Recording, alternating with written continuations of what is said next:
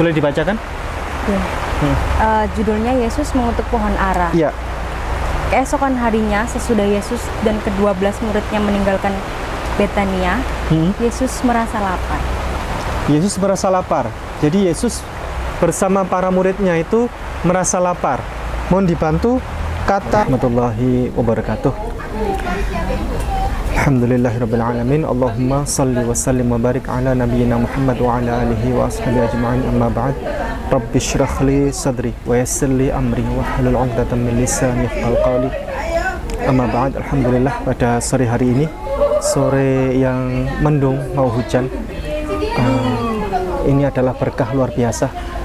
Mau hujan dan kita ada 2 orang tamu spesial, yakni yang pertama di samping saya ada Cici Gladys. Cici Gladys ini adalah dosen di Universitas Ciputra, Surabaya, dan beliau sudah mu'alaf bersyahadat bersama kami sekitar 3 tahun yang lalu kurang lebihnya.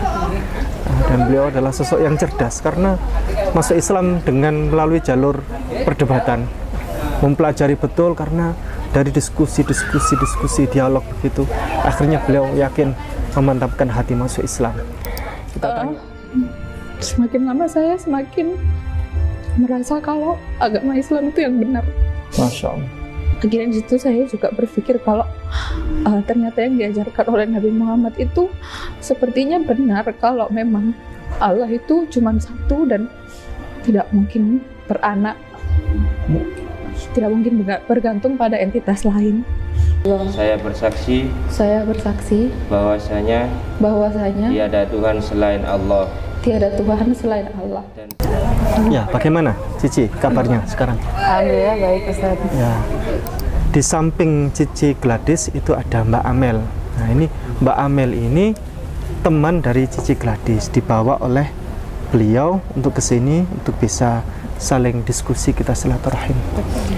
Ya, bagaimana kabarnya Mbak Amel? Baik. Ya, usia berapa sekarang? Tahun ini 22. 22 tahun. Oh. Asli? Surabaya. Asli Surabaya. Dari agama apa sekarang? Saat ini Kristen Protestan. Kristen Protestan. Iya. Gerejanya? Di gereja. Masih sering ke gereja? Udah jarang sih. Udah jarang? Iya. Udah jarang atau masih, katanya masih tadi? Masih, tapi kalau masih tapi udah nggak seintens dulu. Iya. Perjalanan sepanjang ini, apakah iman dari Cici Gladys sekarang semakin turun atau semakin kuat tentang iman Islam? Ya, insya Allah Ustaz. Karena memang ya naik turun ya Ustaz ya. Saya juga karena masih ya sampai sekarang pun masih belajar. Ya saya juga mengalami ya iman naik turun gitu. Tapi ya, insya Allah tetap harus tetap istiqomah gitu. Dalam Islam itu al-imanu yazidu wa yanqus, iman itu bertambah dan berkurang. Nah, ketika berkurang maka kita harus sering berkomunikasi atau bergaul dengan orang soleh, begitu. Atau kita datang ke majelis ilmu, dari situ kita akan menambah. Istilahnya orang apa ya? Pit stop, ya. Pit stop itu atau ini charger ya, charge ya. Betul. Nah, sekarang aktivitas bagaimana? Ya masih sama ya, masih ngajar. Masih kemudian alhamdulillah kan sudah kan saya terakhir sama Ustadz ini kapan ya, sudah 2 tahun lalu sepertinya. Iya. Pertemuan terakhir ya? Iya. Alhamdulillah semenjak bulan Ramadan kemarin ini diajak untuk tilawah 1 halaman Al-Quran per hari gitu. Per hari? Iya, per hari 1 halaman gitu. Sampai sekarang baru selesai surat Ali Imran. Ya, hari namanya ini itu One Day One Page. Iya. 1 hari 1 lembar. Iya, betul. Nah, ini kira-kira Cici ada menyesal masuk Islam? Oh, tidak. Tidak ya? Sama sekali Tidak ada? Tidak ada, Ustaz. Oh, iya. Soalnya saya kadang nanya, tolong jawab jujur, ada rasa keinginan balik kembali kepada agama yang lalu? Itu saya sering nanya kepada mu'alaf-mu'alaf itu, untuk saya supaya apa? Mengukur oh apa sih, ada pertanyaan apa kira-kira, monggo tanya. Ada kadang, iya saya masih ada keganjalan begini-begini gitu. Ada rasa keinginan balik sedikit pun? Tidak ada sih Ustaz, kalau keinginan balik tidak ada. Saya nanya kepada Mbak Amel sekarang, Mbak Amel apakah ada rasa keinginan masuk Islam walaupun sedikit saja? Ada? Ada. Seberapa itu? Dari angka 100, 1 sampai 10 sampai 100 berapa? 10 sampai 100. 10? Dari angka 10 ke 100, angka berapa? 10? Enggak sih. Berapa? Lebih banyak. Lebih banyak? Oh, berarti sudah belajar kepada Islam, tentang Islam ya? Tahu sedikit. Tahu sedikit. Oh, iya. Saya tanya kepada Mbak Amel sekarang. Mbak Amel, lebih logis mana sekarang? Lebih logis mana? Izin bertanya ya, lebih logis mana? Antara A, Tuhan itu satu, B, Tuhan itu tiga. Tuhan itu satu. A. Iya. Ini jawaban jujur ya? Iya. Baik. Sekarang saya nanya sekarang. Siapa sekarang Tuhannya Mbak Amel sekarang? Sekarang? Ya. Yesus. Yesus ya. Ini adalah buku, namanya judulnya Sejarah Tuhan, dikarang oleh Karen Armstrong. Saya diberi buku ini oleh orang namanya Pak Heri. Jadi buku ini dikirimkan oleh Pak Heri. Saya ucapkan terima kasih. Beliau ada di Jakarta, mengirimkan untuk kami. Namanya buku ini Sejarah Tuhan. Buku ini populer di sekitar tahun 2000-an. Buku ini dikarang oleh Karen Armstrong. Beliau adalah seorang rahib wanita dari kalangan Katolik. Di dalam buku ini, beliau ada satu yang menjadi pertanyaan besar. Mengapa Yesus kok sering disebut oleh orang Kristen, ya, sering diagung-agungkan oleh orang Kristen daripada Tuhan Bapa itu sendiri? Di buku ini, salah satunya. Sehingga perbedaan terbesar antara Islam dan Kristen, jurang pembeda ini ada di Yesus sebenarnya. Karena kalau Mbak Amel tadi bilang Tuhan itu ada satu, sekarang saya tanya, Tuhan itu ada satu, siapa Tuhannya? Mbak Amel. Allah Bapa, terus Allah Putra, Roh Kudus ya. Ada berapa ini berarti? 3. Ada 3. Sementara Mbak Amel secara logika pikiran itu lebih logis, ternyata Tuhan itu cukup satu saja. Nah, jurang pembedanya ini ada di Yesus Kristus alaihissalam.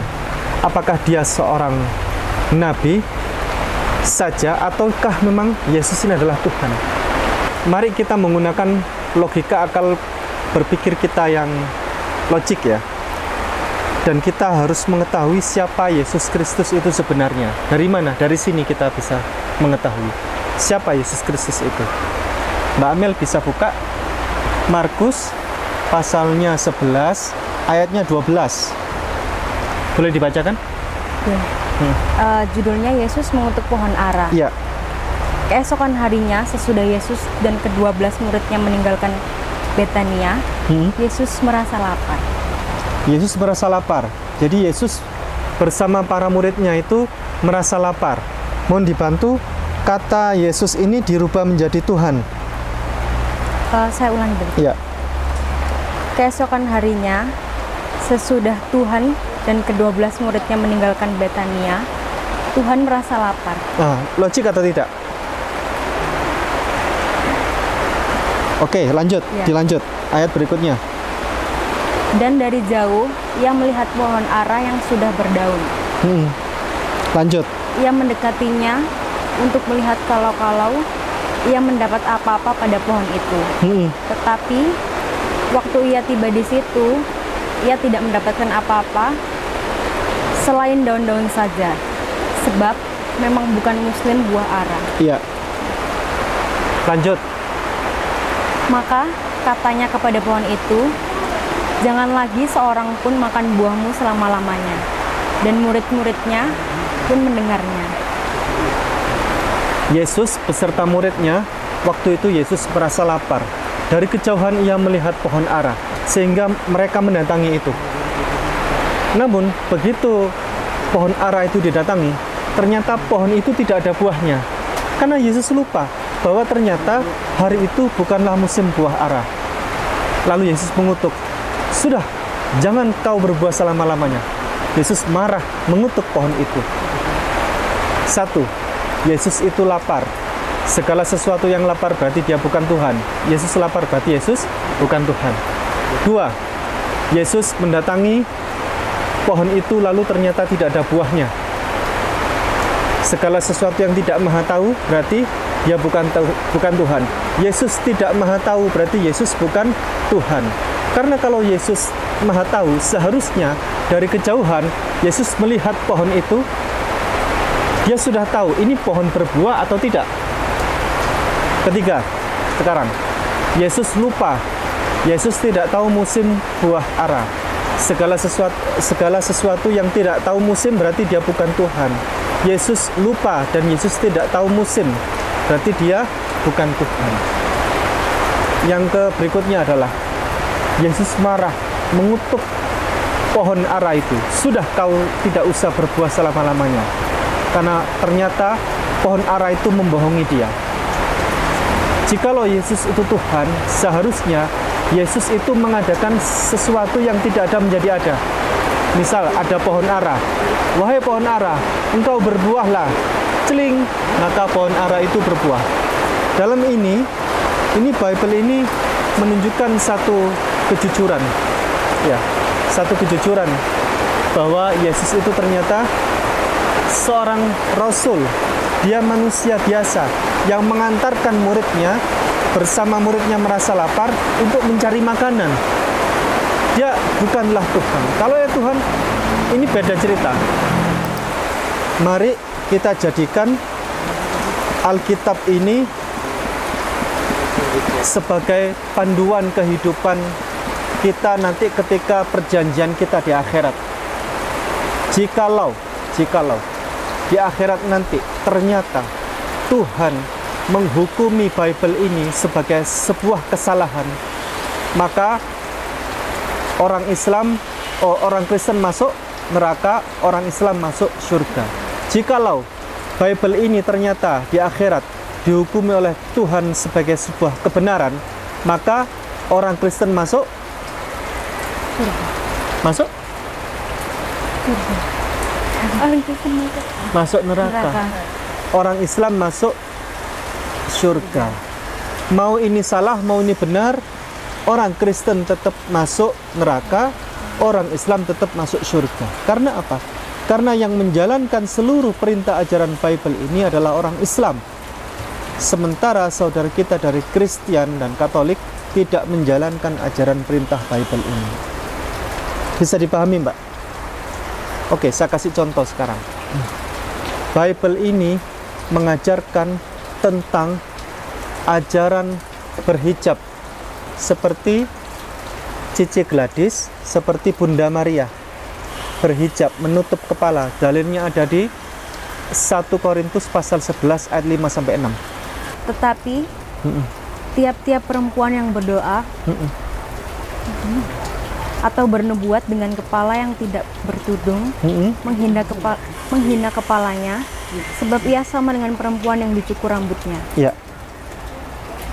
Sebab jika perempuan tidak mau menudungi kepalanya, maka haruslah ia juga menggunting rambutnya. Tetapi jika bagi perempuan adalah penghinaan bahwa rambutnya digunting atau dicukur, maka haruslah ia menudungi kepalanya. Jadi kehormatan wanita itu ada pada kepalanya. Kalau kepalanya tidak bertudung atau tidak berhijab, maka hukumannya di Bible apa? Dibotakin, dicukur habis rambutnya. Pertanyaannya sekarang, siapa yang menjalankan ajaran ini? Mbak Amel, orang Islam atau orang Kristen? Orang Islam. Orang Islam. Berikutnya sekarang, Yesus sunat. Yesus bersunat dan ia menjalankan perintah ajaran Nabi Abraham. Dalilnya ada di Lukas pasal 2 ayat 21. Boleh dibacakan? Dan ketika genap 8 hari dan ia harus disunatkan, ia diberi nama Yesus, yaitu nama yang disebut oleh malaikat sebelum ia dikandung ibunya. Iya. Sekarang pertanyaan saya, siapa yang menjalankan ajaran perintah bersunat itu? Orang Islam atau orang Kristen? Islam. Orang Islam. Mbak buka di kitab Kejadian pasalnya 17 ayatnya 9 sampai 14. Boleh dibacakan? Lagi firman Allah kepada Abraham, dari pihakmu, engkau harus memegang perjanjianku, engkau dan keturunanmu turun-temurun. Inilah perjanjianku yang harus kamu pegang, perjanjian antara aku dan kamu serta keturunanmu, yaitu setiap laki-laki di antara kamu harus disunat. Haruslah dikerat kulit katanmu, dan itulah akan menjadi tanda perjanjian antara aku dan kamu. Anak yang berumur 8 hari haruslah disunat, yakni setiap laki-laki di antara kamu, turun-temurun, baik yang lahir di rumahmu maupun yang dibeli dengan uang dari salah seorang asing, tetapi tidak memasuk keturunanmu. Orang yang lahir di rumahmu dan orang yang engkau beli dengan uang harus disunat. Maka dalam dagingmu lah perjanjianku itu menjadi perjanjian yang kekal. Dan orang yang tidak disunat, yakin laki-laki yang tidak dikerat kulit katannya, maka orang itu harus dilenyapkan dari antara orang-orang sebangsanya. Ia telah mengingkari perjanjian. Sunat adalah perjanjian yang kekal, perjanjian kekal abadi, perjanjian yang kokoh antara Allah dengan Nabi Abraham atau Ibrahim, bapak para nabi, beserta keturunannya dan bukan keturunannya. Semuanya wajib bersunat. Barang siapa yang tidak bersunat atau tidak dikerat kulit khatannya, maka wajib apa hukumannya? Dihukum mati. Wajib dilenyapkan atas kaumnya. Wajib dirajam. Karena apa? Karena ia telah melanggar perjanjian agung itu. Siapa yang menjalankan ajaran sunat ini? Orang Islam atau orang Kristen? Orang Islam. Sekarang saya nanya lagi. Mana yang akan Mbak ikuti? Yang akan Mbak Amel ikuti? A. Ikut Yesus dan nabi-nabi sebelumnya, babi haram, atau B. Ikut Paulus, semua boleh dimakan. Yang A atau B? Yang A. Alasannya? Ikut Yesus. Ikut Yesus. Kata Paulus semua boleh dimakan, halal. Yang A atau B? Harus jujur ini Mbak. Yang A. Yang A. Mbak buka di Imamat pasal 11 ayat 7 sampai 8. Demikian juga babi hutan, ya. karena memang berkuku belah, yaitu kukunya bersela panjang tetapi tidak memamah baik. Memamah biak. Haram itu bagimu. Daging binatang-binatang itu janganlah kamu makan, dan bangkainya janganlah kamu sentuh. Haram semuanya itu bagimu. Itu yang haram apa itu? Bangkai babi. Babi apa itu? Babi hutan. Babi hutan. Berarti babi ternak boleh dimakan. Itu tulisannya babi hutan. Iya, babi hutan. Babi kecap, babi crispy boleh dimakan.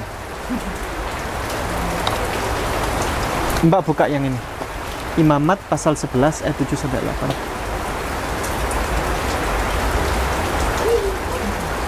Babi juga najis bagimu, karena babi memang ada hutannya nggak ini? Nggak ada hutannya. Begitu. Bible itu selalu dirubah-rubah. Ini yang terbaru ini. Terbitan tahun 2023. Itu terbitan tahun 2019. Semua Bible yang bahasa apapun, bahasa Inggris, bahasa Hebrew, bahasa Yunani, bahasa apapun, tidak ada hutannya. semuanya. Babi itu haram. Mbak buka di Ulangan pasal 14 ayat 8. Juga babi hutan karena memang berkuku belah, tetapi tidak memamah baik. Haram itu bagimu. Haram itu bagimu. Yang haram itu apa? Yang haram di situ? Babi hutan. Babi hutan. Ini minta tolong dibaca. 8. Babi juga najis bagimu karena babi memang berkuku. Ada hutannya enggak? Enggak.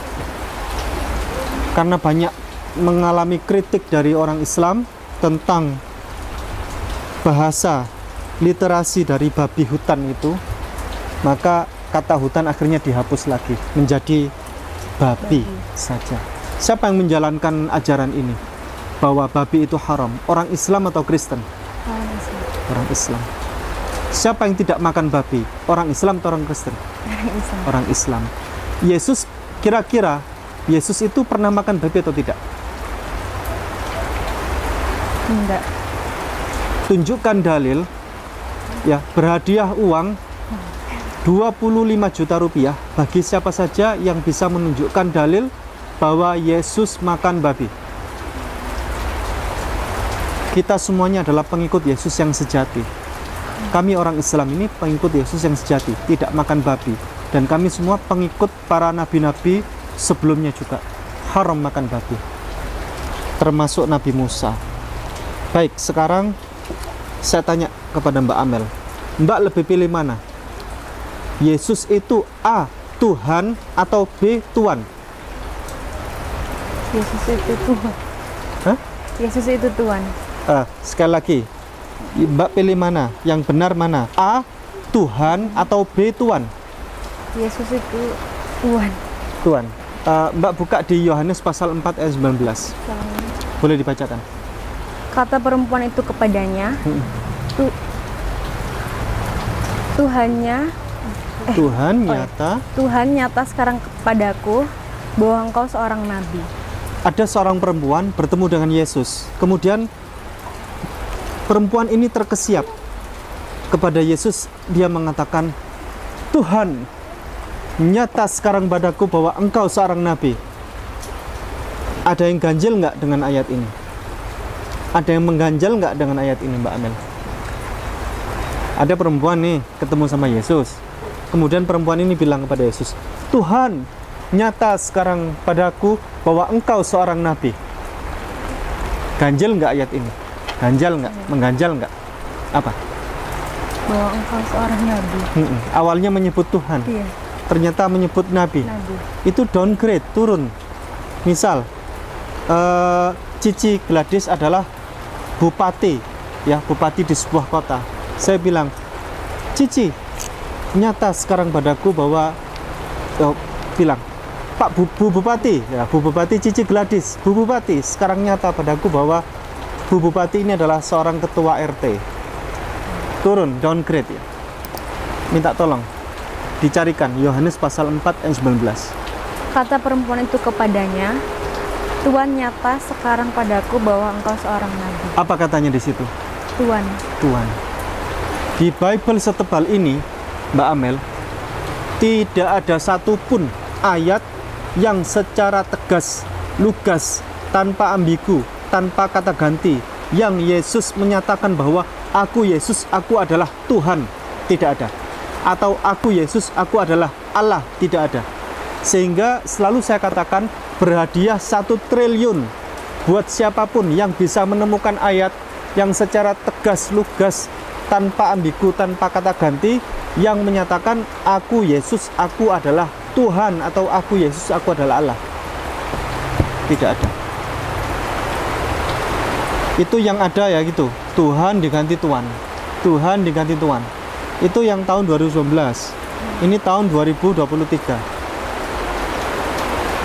Karena tidak ada di situ Tuhan sebenarnya. Semuanya tentang Yesus ya Tuhan dia.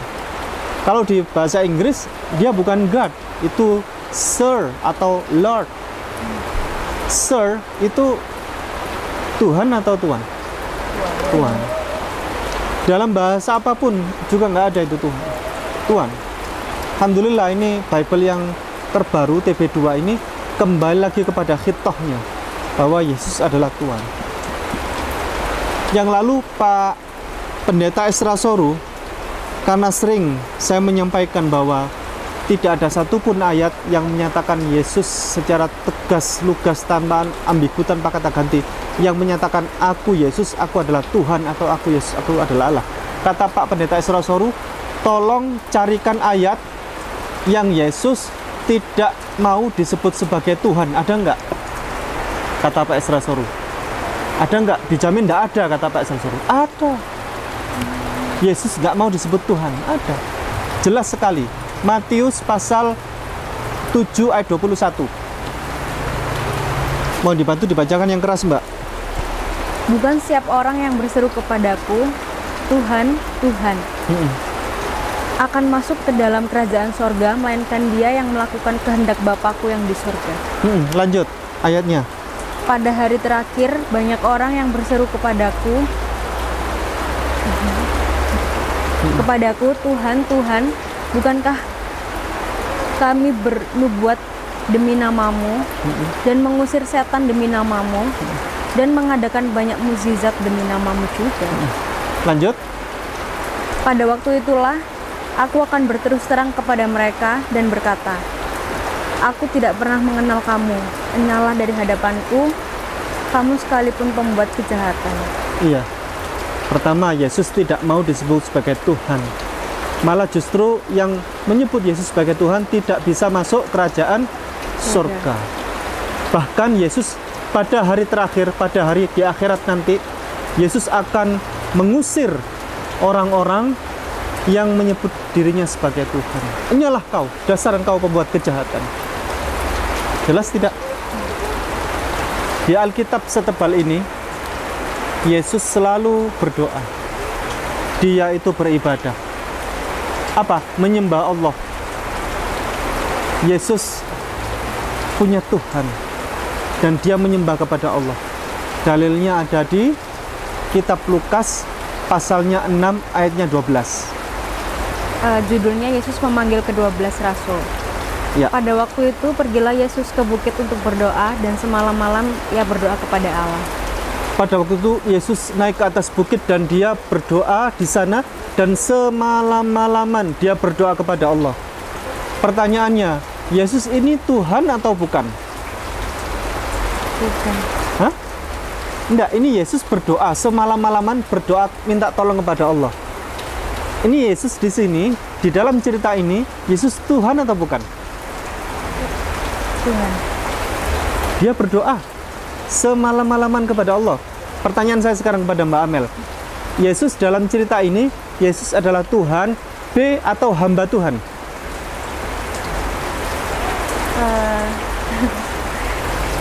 Hamba Tuhan. Hamba Tuhan. Alasannya? Karena dia berdoa. Kalau Yesus Tuhan, tidak mungkin dia berdoa. Dia bisa mengatasi segala persoalan dia. Yesus salat subuh, Mbak, Markus pasal 1 ayat 35. Pagi-pagi benar waktu hari masih gelap, ia bangun dan pergi keluar. Ia pergi ke tempat yang sunyi dan berdoa di sana. Pagi-pagi benar waktu hari masih gelap. Berarti apa ini? Bukan malam ya. Pagi-pagi benar, hari masih gelap.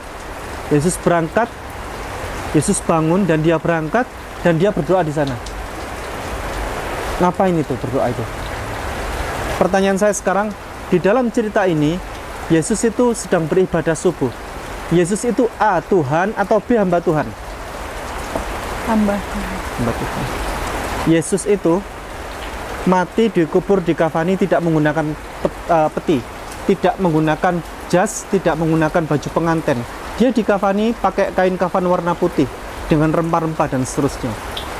Dalilnya ada di kitab Matius pasal 27 ayatnya 59. Dan Yusuf pun mengambil mayat itu, mengapaninya dengan kain lenan yang putih bersih. Pertanyaan saya sekarang, siapa yang kalau mati dikubur dikafani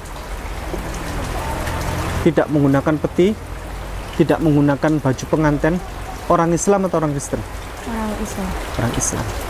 Di dalam Alkitab ini, diajarkan tentang bagaimana Yesus itu kalau beribadah, ia selalu senantiasa bersujud. Dalilnya ada di Matius pasal 26 ayat 39. Maka ia maju sedikit, lalu sujud dan berdoa katanya, "Ya Bapakku, jikalau sekiranya mungkin, biarlah cawan ini lalu daripadaku. Ya. Tetapi janganlah seperti yang kuhendaki, melainkan seperti yang Engkau kehendaki." Ia maju sedikit, lalu bersujud. Yesus ini kalau beribadah selalu berdoa, dia bersujud.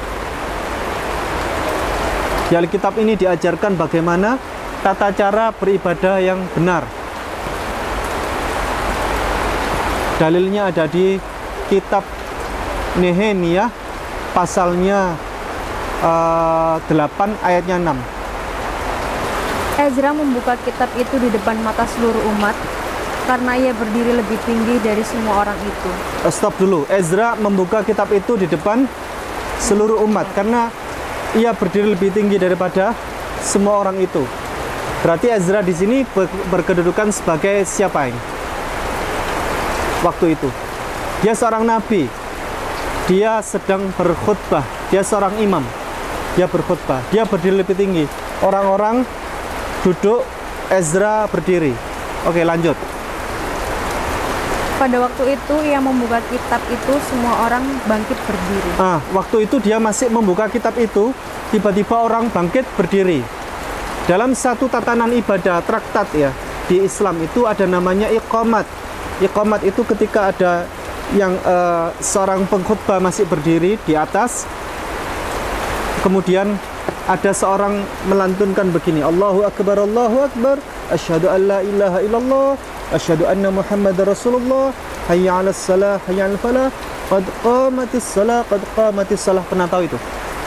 Tiba-tiba orang bangkit berdiri. Qomat untuk persiapan ibadah. Lanjut. Lalu Ezra memuji Tuhan, Allah yang Maha Besar, dan semua orang menyambut dengan amin, amin. Stop dulu. Lalu Ezra menjadi imam dalam peribadatan itu. Ezra memuji Tuhan dengan sebutan Allah yang Maha Besar. Allah yang Maha Besar. Pernah tahu nggak bahasa Arabnya itu apa? Pernah tahu nggak? Allah yang Maha Besar bahasa Arabnya apa? Allahu Akbar, Allahu Akbar. Lalu di belakang menyahut dengan seruan amin, amin. Aminnya 2 kali karena di belakang ada banyak orang di situ. Lanjut. Sambil mengangkat tangan, kemudian mereka berlutut dan sujud menyembah kepada Tuhan dengan muka sampai ke tanah. Sambil mengangkat tangan, setiap kali gerakan mengangkat tangan, Allahu Akbar. Lalu berlutut dan bersujud hingga muka sampai ke tanah. Sekali lagi, lalu berlutut dan bersujud hingga muka sampai ke tanah. Hingga muka sampai ke tanah. Muka ini disampaikan ke tanah, menyentuh tanah, itu namanya sujud. Pertanyaan saya sekarang, di bawah kolong langit yang luas ini, di atas hamparan bumi yang begitu besar ini, agama manakah Mbak Amel yang mengajarkan kalau sholat beribadah itu seperti itu? Di Islam. Pernah nggak di gerejanya Mbak GKJW ada orang kalau sholat itu amin, Allahu Akbar, berlutut, bersujud hingga muka sampai ke tanah, Sami'allahu liman hamidah. Pernah nggak ada seperti itu? Enggak pernah. Ini adalah tata cara peribadatan yang diajarkan oleh para nabi dan rasul zaman dahulu. Dan termasuk Yesus Kristus itu mengajarkan kalau beribadah juga bersujud seperti itu. Saya tanya kepada Mbak Amel sekarang, lebih logis mana Mbak Amel? A. Berbuatlah sesukamu karena dosamu telah ditebus. B. berbuatlah sesukamu karena engkau akan dimintai pertanggungjawabannya. Sekali lagi, Mbak Amel lebih pilih mana? Lebih pilih mana? A, berbuatlah sesukamu, ya. Lebih logis mana ini? A, berbuatlah sesukamu karena dosamu akan ditebus, atau B, berbuatlah sesukamu tapi ingat, kamu akan dimintai pertanggungjawabannya. B. Ini logik ya, lebih logik mana? Mbak pilih yang B ya? Iya. Selamat, Mbak Amel itu adalah orang yang ketika Allah bagi-bagi otak kecerdasan, Mbak Amel itu ikut angkat tangan. Siapa yang minta kecerdasan? Saya. Gitu kan. Kenapa A tidak logis?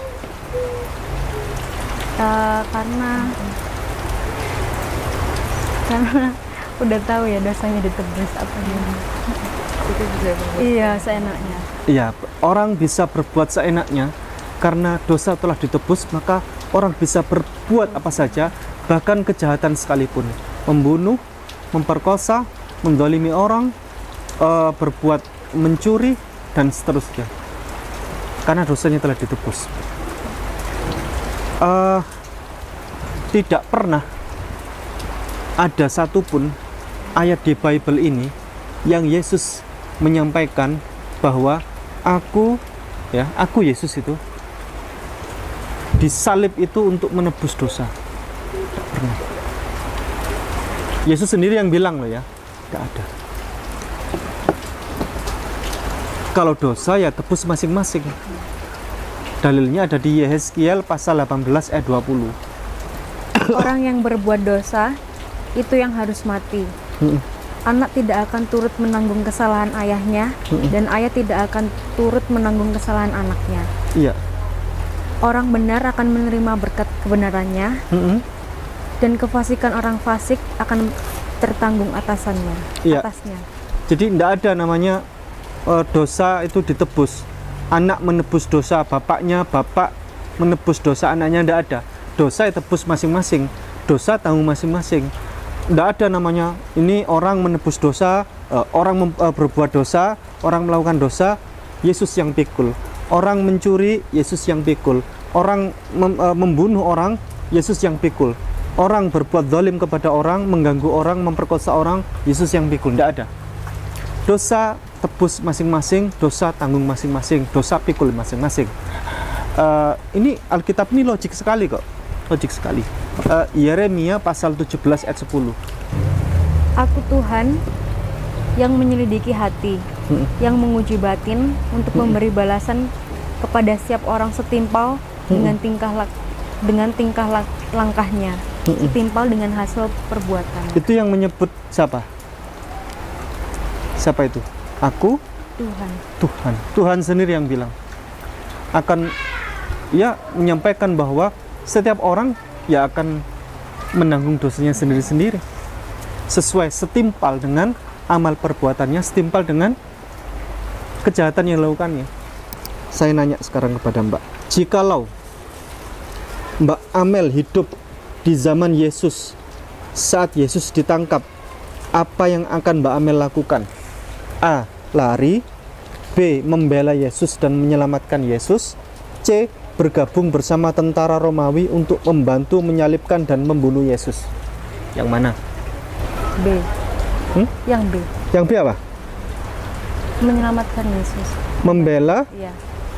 dan menyelamatkan Yesus. Oke, misalnya Mbak Amel berhasil membela dan menyelamatkan Yesus, Yesus dilepaskan dari ikatan, kemudian lari bersama Mbak Amel sehingga proses penyaliban itu gagal. Kalau penyaliban Yesus itu gagal, akhirnya dosa berhasil ditebus atau enggak? Enggak. Nah, ngapain Mbak Amel kok membela Yesus? Sehingga proses penyaliban itu gagal. Enggak jadi ditebus dong dosanya. Iya. Ini sebenarnya A atau B atau C ini bingung semua Mbak jawabannya. Karena memang proses penyaliban itu nggak pernah ada. Karena di luar akal sehat kita. Oke, kita lanjut. Ketika misal ya Mbak Amel punya anak, ini Mbak Amel punya anak, anaknya Mbak Amel laki-laki. Ya. Mbak Amel punya teman. Teman Mbak Amel ini sering berbuat kejahatan kepada Mbak Amel. Ya, termasuk punya hutang, nggak sahur, ya, nggak dibayarkan. Sehingga karena Mbak Amel sudah kesal, yang akan Mbak Amel lakukan adalah ingin memaafkan kesalahan temannya Mbak Amel itu. Nah, untuk memaafkan kesalahan temannya Mbak Amel itu, apa yang akan Mbak Amel lakukan? A. Membunuh anaknya Mbak Amel sendiri untuk memaafkan dosa temannya Mbak Amel itu, atau B. Cukup menyampaikan kepada temannya Mbak Amel, kesalahanmu sudah aku maafkan. Yang A atau B? Yang B. Alasannya? Karena ya udah Ustadz tinggal ngomong aja. Tinggal ngomong aja. Iya. Sementara di dunia ini ada satu agama yang Tuhan itu untuk memaafkan dosa kesalahan umat manusia dengan membunuh anaknya sendiri, dikorbankan, dibunuh, kemudian untuk memaafkan dosa umat manusia. Menurut Mbak Amel, Allah Bapa, Tuhan Bapa itu siapa? A. Hanya Bapaknya Yesus saja, ya, atau B. Bapa kita semua? Yang B. Alasan? Karena ajarannya sama. Dalilnya ada di Yohanes pasal 20 ayat 17. Yohanes pasal 20 ayatnya 17. Kata Yesus kepadanya, janganlah engkau memegang aku, sebab aku belum pergi kepada Bapa. Tetapi pergilah kepada saudara-saudaraku dan katakanlah kepada mereka bahwa sekarang aku akan pergi kepada Bapakku dan Bapamu, kepada Allahku dan Allahmu. Ya, aku akan kembali kepada Bapakku dan Bapamu, kepada Allahku dan Allahmu. Jadi Allah itu ya Allah kita semuanya, bukan Allahnya Yesus saja. Bapa itu ya Bapanya kita semuanya, bukan Bapanya Yesus saja. Pertanyaan saya berikutnya sekarang. Yang menyuruh Mbak Amel untuk menyembah Yesus itu siapa? A. Yesus atau B. Pendeta? Pendeta. Pendeta, benar. Karena tidak ada satupun Yesus yang memerintahkan atau menyuruh umat manusia ini untuk menyembah Dia, tidak ada. Adanya Yesus itu mengajarkan agar kita semuanya itu hanya menyembah kepada Allah satu-satunya sesembahan. Dalilnya ada di kitab Markus pasal 12 ayat 29.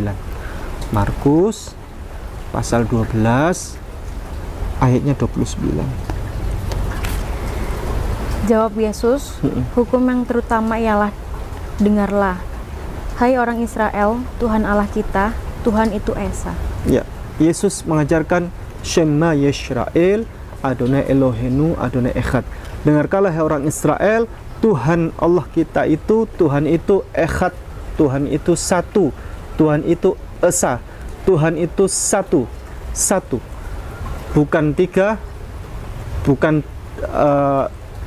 satu dalam tiga, atau satu kesatuan, tidak ada. Tuhan itu Echad, satu.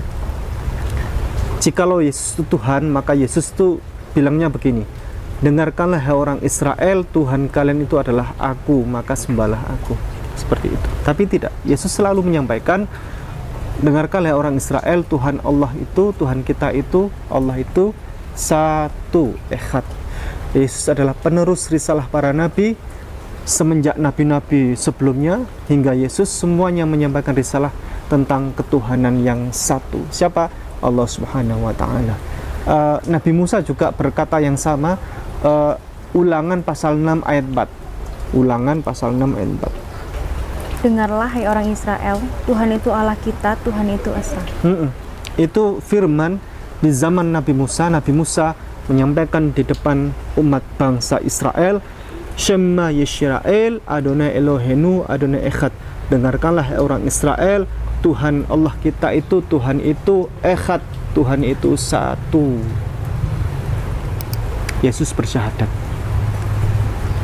Dalilnya tegas ada di Yohanes pasal 17 ayat 3. Yohanes pasal 17 ayat 3. Inilah hidup yang kekal.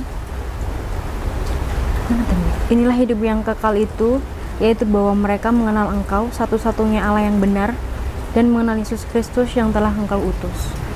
Yohanes pasal 17 ayat 3. Inilah hidup yang kekal itu, bahwa mereka mengenal Engkau, satu-satunya Allah yang benar, dan mengenal Yesus Kristus yang Engkau utus. Hidup yang kekal itu adalah akhirat. Kalau dunia tidak kekal, maka yang kekal itu adalah akhirat, kehidupan akhirat, kehidupan nanti di surga. Untuk mencapai kehidupan yang kekal, untuk mencapai kehidupan surgawi, maka kita harus menyatakan bahwa mereka semuanya, umat ini menyatakan bahwa Engkau satu-satunya Allah yang benar, ya. Asyhadu alla ilaha illallah, saya bersaksi bahwa tidak ada Tuhan selain Allah, dan mengenal Yesus Kristus yang telah Engkau utus. Mengenal Yesus Kristus itu yang telah Allah utus. Engkau itu kembalinya kepada Allah. Di situ ada dua instrumen, ada Allah, ada Yesus Kristus. Yesus bukan Allah, Allah bukan Yesus. Karena Yesus adalah utusan. Yang diutus sama yang mengutus sama atau tidak? Tidak sama. Pertanyaan saya sekarang kepada Mbak Amel, presiden dengan utusan presiden sama tidak? Beda. Presiden dengan pas pamres sama enggak? Presiden dengan Pas pamres. Atau gini, presiden dengan wali kota sama enggak? beda. Beda. Presiden mengutus wali kota, ya, untuk menyampaikan kepada masyarakat tentang surat keputusan presiden. Jadi misalnya presiden menyampaikan ini kepada gubernur, gubernur menyampaikan kepada wali kota. Gubernur ini presiden atau bukan? Bukan, ya. Yang mengutus dan yang diutus adalah berbeda. Gubernur atau wali kota tadi hanya menyampaikan risalah, surat, ya, informasi dari presiden atau surat perintah untuk disampaikan kepada masyarakat. Jadi ini adalah sebuah syahadatain sebenarnya. Asyhadu alla ilaha illallah wa asyhadu anna Isa ibnu Maryam Rasulullah. Saya bersaksi bahwa tidak ada Tuhan kecuali Allah, dan saya bersaksi bahwa Yesus Kristus adalah utusan Allah. Begitu, Mbak. Sementara ini ada pertanyaan, silakan. Kalau tidak ada pertanyaan, saya akan bertanya lagi kepada Mbak Amel. Mbak Amel, kapan mau bersyahadat?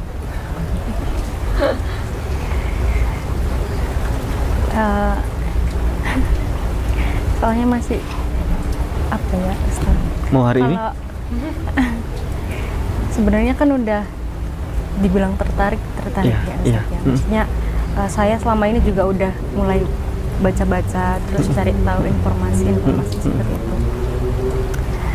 Tapi untuk kapannya masih bingung jujur. Apa yang menjadi persoalan atau apa yang menjadi yang mengganjal untuk menghalangi Mbak Amel sehingga untuk menunda pensyahadatan? Yang terutama keluarga. Iya. Mbak Amel takut? Bingung aja, Ustaz. Bingung. Mbak Amel untuk bersyahadat itu, bersyahadat hari ini atau bulan depan itu sama saja. Bersyahadat hari ini atau tahun depan itu sama saja. Bersyahadat hari ini atau tahun depan itu sama saja. Yang menjadi pembeda adalah ketika Mbak Amel ada pada kodratnya, misalnya kita nggak tahu saya atau Mbak Amel duluan yang mati, kan namanya juga ajal, nggak tahu ya. Itu menjadi persoalan adalah ketika ajal sudah dekat atau ajal sudah menjemput tetapi kita belum bersyahadat, itu yang menjadi kerugian. Nggak apa-apa, Mbak Amel putuskan. Mbak Amel bersyahadat hari ini atau besok-besok, silakan. Mari silakan diberikan testimoninya. Setelah mendapatkan informasi semuanya tadi itu, Mbak Amel apa yang didapatkan? Emang dari awal tuh dari awal belajar ya, maksudnya cari tahu juga itu udah yakin kalau Tuhan itu satu. Jadi udah make sense banget. saya udah paham gitu. Kalau dibilang mau login mau login juga ya oke aja, tapi masih bingung itu aja, keluarga aja. ya. Baik Mbak Gladys, berikan komentar sebelum ditutup. Terima kasih. Ya, sebenarnya setelah saya juga banyak belajar ya. Sebelum 3 tahun mualaf itu kan saya juga hampir 2 tahun belajar tentang nggak cuma agama Islam, tapi juga agama Yahudi dan juga agama Kristen. Ya pada intinya kita itu menyembah satu Tuhan yang sama, hanya pada penafsirannya siapakah yang menjadi nabi dan siapa yang menjadi satu kesatuan dengan Tuhan, itu yang menjadi perbedaan di antara kita gitu ya. Tapi pada dasarnya semua itu baik, dan